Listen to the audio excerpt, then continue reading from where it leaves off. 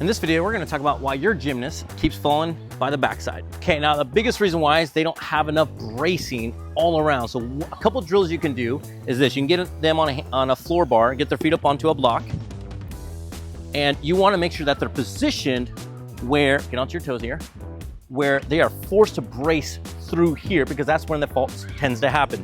Now what they're gonna do is this march, where they're gonna lift one up, squeeze, engage at the glute while bracing through the front side. And they're gonna just march that way.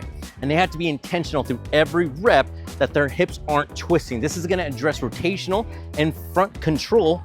That way that when they're in their handstand, they're not gonna fall by the backside. Now the second drill you can do is gonna be pretty challenging. So there's a modification if they can't do that. You're gonna have your gymnast cross their arms across the chest and they're gonna lift up. Now the cue is that you wanna lift right at the glute and not the back. You don't want them to arch, and they're gonna go down, and then she's gonna go up again.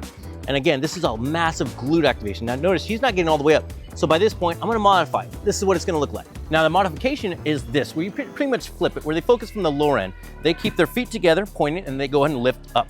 And as they do that, you wanna focus that their movement's coming from the hip joint and not necessarily the back, and they're not arching. Otherwise, they're gonna reinforce that poor movement pattern. So she's gonna go down and then right back up. And you can easily have them partner up into a team setting and get their glute activation going. So that way that's not at fault when they're at their handstand. Now the third drill is gonna be a little unique. What you're gonna do is you're gonna have your gymnast come down to a forearm plank, and it's really important that their forearms stay straight and then they don't come together. There's the reason why, because we're gonna get our shoulders in sync with the hips. Now right now your gymnast is gonna tend to want to hollow here. You don't, you wanna keep that straight on, connected.